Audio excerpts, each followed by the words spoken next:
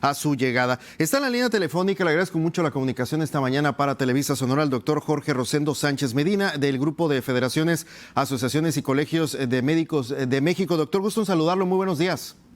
Muy buenos días, muy buenos días. Gracias por estos minutos. ¿Cuál es la postura, doctor, después de conocerse que han llegado médicos cubanos acá a nuestro país, en específico a Nayarit, doctor? Ok, nuestra postura de todos los colegios médicos nacionales es la misma. En primer lugar, no estamos en contra de que vengan médicos de otros países. Siempre han venido médicos de otros países, siempre y cuando pasen por todas las pruebas de competencia o certificación médica, como todos los médicos mexicanos y como los médicos mexicanos que queremos trabajar en otros países, sucede lo mismo. En segundo lugar, bueno, siempre hemos dicho que hay suficientes médicos mexicanos para cubrir plazas, pero el que no vayan a ciertas plazas, pues generalmente se debe principalmente a inseguridad de la plaza. Dos, a que no hay la infraestructura en esas plazas para que puedan laborar los médicos especialistas. Tres, de que sea una plaza segura, que no sean plazas temporales como en muchas ocasiones los contratan en forma temporal. Y cuatro, que sea un sueldo suficiente, porque a veces esas plazas en lugares alejados tienen sueldos igual que las plazas que están en regiones urbanas. Por lo tanto, no le conviene a los médicos arriesgarse o irse a esas zonas. Uh-huh. Doctor, ahorita mencionaba el tema de que no están en desacuerdo que lleguen médicos de cualquier nacionalidad, incluyendo los médicos cubanos. En el caso específico, ¿ellos cumplen con estos requerimientos que se necesitan para poder estar realizando esta labor aquí en nuestro país? Pues no lo sabemos. Desgraciadamente no sabemos si ellos han pasado por este examen de competencias para saber si cumplen con los conocimientos y las destrezas necesarias para que no pongan en peligro la salud de las personas que van a atender. Eso no lo sabemos, y sí nos gustaría a todos los colegios médicos el saber esto, ¿no? Eso es algo que sí nos preocupa y que nos hemos pronunciado en ese sentido las federaciones, asociaciones y colegios médicos de México. Uh-huh. Doctor, ¿ha habido señalamientos por parte de organizaciones internacionales de esta estrategia del gobierno cubano de enviar médicos a otras partes del mundo como misiones, y señalan ellos de que, bueno, pues se violentan incluso los derechos humanos de los mismos? ¿Qué postura tiene al respecto de estos señalamientos? Okay. Nosotros sí hemos escuchado todos esos comentarios y estamos en desacuerdo de que se puede explotar a los médicos, y que quizá ellos no son los que reciban la mayor parte de estos honorarios o de este salario, como se pudiera llamar, sino que van hacia el gobierno de ese país.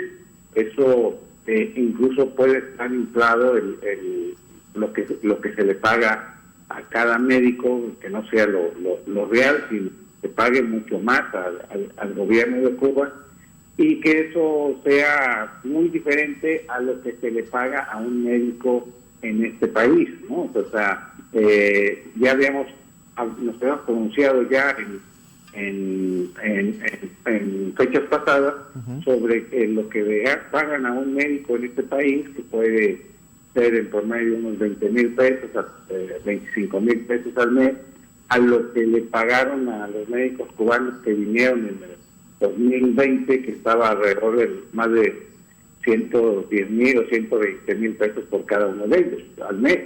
Uh-huh. Entonces, eso es algo que se tiene que analizar, y si es así, pues obviamente que eso habla de una explotación hacia los médicos de Cuba, y con lo cual pues no deberíamos estar de acuerdo. Doctor, en la cuestión esta de la convocatoria que hicieron a nivel nacional el gobierno mexicano para, bueno, pues ahí cubrir plazas pendientes en diferentes partes de la República, y que ha señalado Zoé Robledo que en algunas ni siquiera se ha presentado alguien a postularse. ¿Qué decir ante estos temas? Bueno, hemos dado seguimiento a todas estas plazas.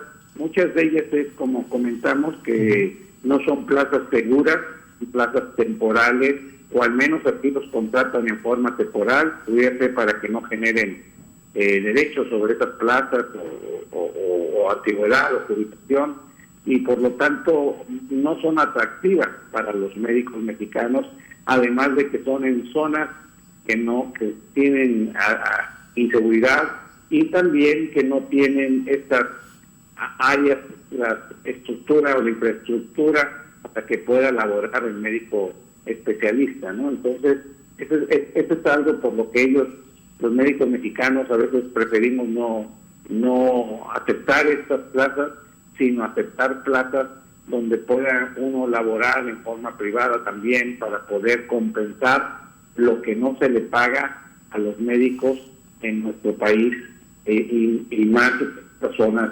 alejadas.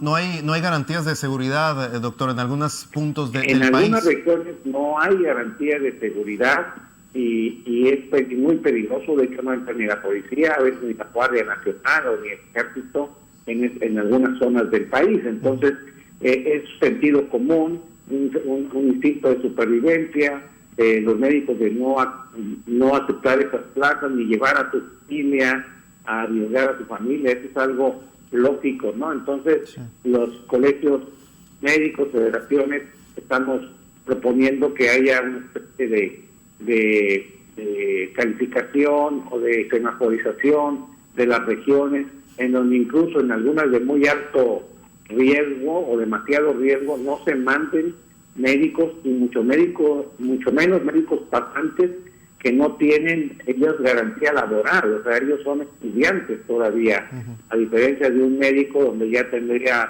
seguro o seguridad laboral, o incluso un seguro de vida o pensión para la familia en caso de que falleciera, cosa que no es lo mismo para un pasante de medicina, estudiantes que son estudiantes. Entonces, sí es necesario esta semaforización o regionalización. En ciertas zonas no enviar a médicos, y en ciertas zonas de riesgo intermedio alto, pues ahí sí enviarlos, ciertas garantías de que haya una seguridad por parte del gobierno, y una seguridad también por parte de la comunidad, por parte de la población de esa zona, de tratar de proteger a las personas que laboran en forma temporal, como son los médicos pasantes también. Y bueno, ahí el caso específico de los médicos pasantes que menciona el doctor, el último caso fue esta lamentable muerte, asesinato de este estudiante de medicina allá en Durango, ¿no? Exactamente, del doctor Andrade. Entonces, esto hace que ciertas zonas, insistamos, mientras el gobierno no pueda garantizar la seguridad de los médicos pasantes, no enviar. Estamos solicitando a las universidades, ¿verdad?, de no enviar médicos pasantes a las zonas de muy alto riesgo, porque que ahí el gobierno envíe a médicos que sí reciban un buen salario y garantías de atención, de cobertura, seguro para su atención médica en caso de alguna agresión, o incluso, yo no lo quiera, de si llega a fallecer, de una pensión para la familia. Y mientras, doctor, ¿cuál sería el mensaje sobre todo a los ciudadanos, ¿no?, que de estas comunidades que no tienen acceso a la cuestión ahí médica por esta situación, esta coyuntura que está platicando, doctor? Bueno, que insista al gobierno, al igual que nosotros insistiremos, de que haya garantías para la seguridad de los médicos, como de otras personas que pueden ir en forma temporal, maestros, sacerdotes, aunque ellos generalmente se quedan muchos más años.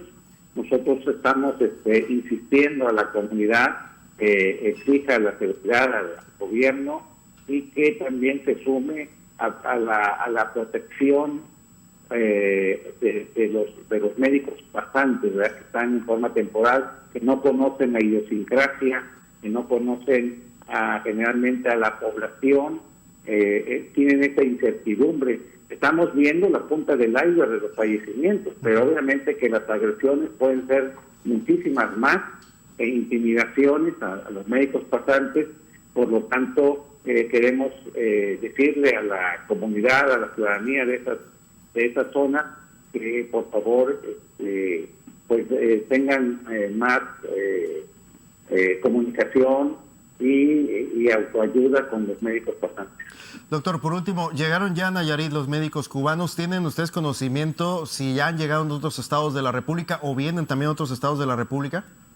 No, solamente tenemos ese conocimiento de que llegaron a Nayarit alrededor de 40 y tantos, creo de 49 médicos cubanos. Nosotros estamos en contacto con los médicos de Nayarit, Colegio Médico de Nayarit. Tenemos ciertas reuniones esta semana con ellos para ir viendo. Al parecer se están recibiendo también algunas basificaciones de algunos médicos mexicanos. Bueno, vamos a darle seguimiento e incluso pues si requieren más médicos, pues podemos, estados vecinos, médicos mexicanos que pudieran sumarse, además de estos médicos cubanos que no tenemos nada en contra de ellos, por supuesto.